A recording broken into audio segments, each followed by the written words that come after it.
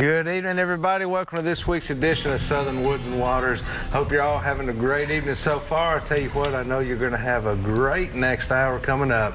We're going to be having a lot of fun tonight, heading over to Percy Priest Lake. We're going to be after hybrid. You already know who we're after them with. We're our buddy Daniel Brown tonight, but we got another special guest in the studio that I couldn't wait to have here tonight. He's excited to be here with us, and he's turned into quite an angler. And that is my little boy, Neyland. He's here with us, and we took Neyland out, guys, on this trip with us. We went hybrid fishing, which y'all know we go out with Daniel pretty often, and this was a live bait trip, Daniel. We were out there fishing with thread fin and had a great time, but I don't think I've ever had as much fun as getting him out there and getting him going on. I mean, something else, wasn't it? You know, it was. And Neyland's caught, I don't know, 15 species of fish probably, but he's never tied in anything. I remember we were in the truck that, you know, on the way there that morning, I said, "No, today, son, you're going to catch a big fish." And he was, you know, he's caught some nice bass and things, and big bluegill, whatever. And, "Oh, yeah, it'll be like such and such." I said, "No, buddy." I said, "Today, you're going to catch a big fish." And I was like, you know, hold on tight. Man, and you'll see in the video here in a little bit, but when he, just on that first one, man, I mean, it was like he was fighting a brick wall. Absolutely. So, you excited? You had a big time, didn't you, buddy? He was excited. Yeah. You did? You had a lot of fun, didn't you?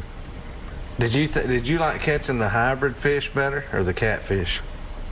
Catfish. The catfish. He got lively when he seen them shad. That's when he come to life, when he seen the bait. When we started catching bait, he was half asleep, and I got there that morning, and we all made up.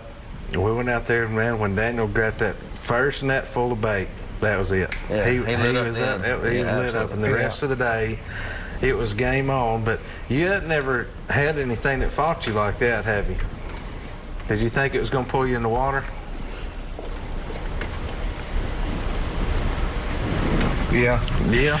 You didn't think We had a hope of him. He wasn't going in the water. You know. Yeah. No, we definitely had to grab the back of his life jacket a few times to make sure he was all right. Yeah. He'll warm up and get to talking a little bit more here in a little while. That's all right. That's how Dayton was when he first started a long time ago, too. It took us 6 months to get him to say anything. That's about the same size he was, too. He couldn't get his shit up. He hadn't. He was that size when he started up here. Well, Daniel, tell me a little bit about this. I mentioned we're using thread fin shad. Now, you go out and you catch these every day live. I mean, I do. I have to catch fresh bait every day. This bait is hard to keep alive overnight.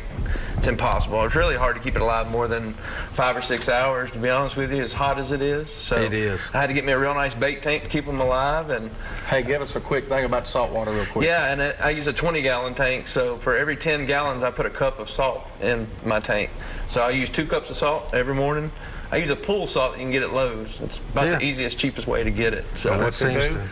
It actually raises their blood pressure, I think. That's what I tell everybody. It makes them tough, and it actually it increases my odds of catching fish. So I always salt my bait, especially in the summer. So. Yeah, we'll get into that too. Yeah, we'll get into some of that. Now, you mentioned the bait tank. I want to say something about this because I learned this the hard way several times before I realized what was going on.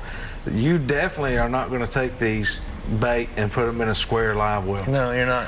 You get you a big batch of bait and you get over where you're going to be fishing and you open the bait box and every one of them's dead. Yeah. And do they just literally hit the walls, Daniel, until it just they get in a corner and get trapped, and you know, you really got to have something that filters the water. It seems like it's got to be round. It's got to be a decent sized tank. And now we're not talking minnows, guys. We're talking.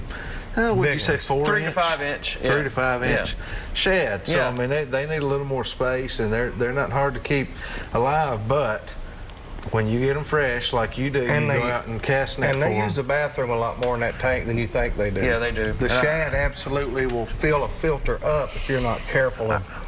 I use a 5-gallon bucket to kind of pre-rinse them, and a lot of guys use a laundry basket over the side of the boat, tie it off, and then they'll just put it there, let them purge is what they'll do, and then they transfer them to their live bait tank. Your filter doesn't get near as dirty, but something I've noticed that I really like about my creek bank is it's really bright and white inside, so this bait will actually change color after about an hour in there. It'll get real bright. Get really iridescent. It does. It will. It'll try to blend into its environment, and you can do that. You get a dark color, and it will get dark. A buddy of mine used to, that's how he kept his minnows in a black bucket. He'd keep his crappie minnows in a black bucket. Same reason. Same reason, they'll get darker color. Absolutely. Well, now, if you go out, you get these, and now where are you looking for bait, first of all? Well, if somebody's out there and they say, well, how do I find this Well, Priest is full of bait, but there's certain bait that I'm looking for, that bigger bait. And with my Garmin, I've learned to identify what they look like. And got one spot that is kind of our community spot that is close to mid-lake right there, and it's really close to the fourth cut. So you'll see me out there throwing a net if you're out there at first light. So it's real easy to throw in it. I'm getting better at it. I'm just saying it's easy after the 100th time. Yeah, well, I've thrown a 7-footer now, and I'm getting better. So, right. We're saying the weight of it, Yeah, I don't like to throw it more than 10 times. It takes practice. It does take practice. But once you get it down, and now let's talk just a little bit. We're going to mention some of this in the video, but now we got our bait. Let's talk about our setup. We're using a barrel swivel. And our barrel sinker rather, and a swivel. Yeah. And what weight line, and then I'm what using size hook are we 14-pound using? test on my rods, because that's the maximum my rod says that I hold, 8 to 14. So I put 14 on there. Some days I wish I had 20, but we've wished that a few times. Yeah, but a lot of the fish I'm catching are 3 to 5 pounds. Yeah, so it's perfect. Yeah, it is, and it lets the bait free swim. I don't use any kind of fluorocarbon leader. I do straight mono strand, and I use clear blue fluorescent. So I'm not big on it's any a other. little octopus hook. I know you called it an octopus hook. It does look a little different, but what's different about that I hook? just like the way it fits in the nostrils. I do a nostril hook, and it's real sharp, and any kind of live bait hook will work. Yeah. I just bought a bunch of those. They're not that big either. They're not. I don't use a real big hook. It'd be a bigger hook for such big fish, but it's not. No. I mean, it's Make sure you get a strong hook. You don't want to cut corners with your hook. I don't use a H2O or anything. I've had a lot of those break. So I spend a little more money. I get the better hook, and I have a lot better success. Yeah. Well, we're looking for these fish. I'm going to say we probably found most of them feeding in 15 feet to 17 feet of water that day. We were probably sitting in 30 feet, 25, 30, off and on. But basically just getting over top of them and getting that bait down there in that right zone, 14 to 17 foot. And then, Neyland, what do you do when they get a hold of it? Tell us that. When that fish gets a hold of it, what do you do then? Pop it. You pop it, don't you? He sets the hook. You got to set that hook, yes, don't he you? does. And then you get it out of that rod holder. That's the thing, getting it out of the rod holder with these big fish on there. It's a job just getting them out. And you'll get to see it, and it's really exciting. But when it's in that rod holder, any of us, when you try to grab it out of that holder, and man, he would just want to reach down there and grab that rod. Yeah. And, but just such a big time. Looking forward to sharing it with everybody. We're going to get into a little bit more about the technique we're using that day, and then some other ways that you can catch it. Won't be long. We'll be changing techniques. Yeah, well, Dayton's already had some success using spoons. And top water. Top water too. There's tactics, and you can catch them all different ways, but there's ways to catch them a lot better than other ways. You know what I mean? And that's right. It's hard to mimic live bait. But if you get somebody that's got that stuff and you can use it, it's a lot better. Just go ahead and not even worry about it, because it's going to be a lot better trip. Yeah, it is, absolutely. Well, guys, let's go over and do this week's wild game forecast. This week's Wild Game Forecast has been sponsored by our friends over at Wilson Bank and Trust.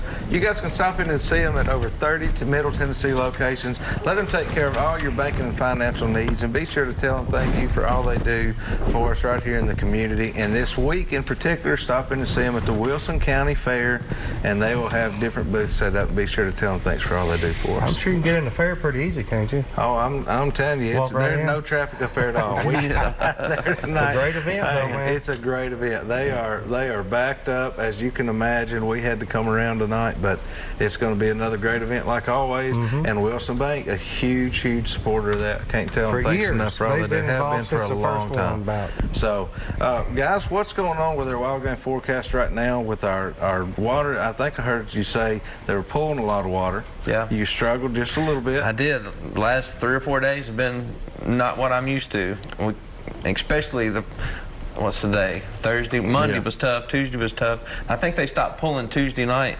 So tomorrow will be the 3rd day without pulling. So I'm looking forward to having some water a little more maybe stable. Yeah. So I struggle whenever they pull.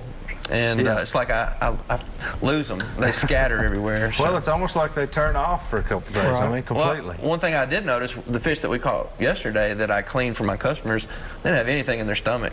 Absolutely Yeah. Nothing. Almost like they've been They just haven't been suspended. eating, so they would have had something in that stomach if they've been feeding. But absolutely. we cleaned 8 of them, and none of them had anything in their stomach. So that And tells usually you they're full when we catch them. Absolutely, yeah. So that tells me they haven't been feeding. So this weekend might be really good. Should be a good one. Temperatures are going to be good. Fishing the jumps at Center Hill right out in front of Florida Branch and right in front of Alan Jackson's, white bass and some largemouth and Good time stuff. to be throwing topwater. Yeah, I mean, they're up.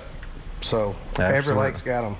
Well, guys, we want to remind y'all to follow us on Facebook and keep up with us there. Send us your pictures and videos. Also, find us at swwtv.com. We'll be right back here in just a minute with this week's Picture of the Week and some more Southern Woods and Waters.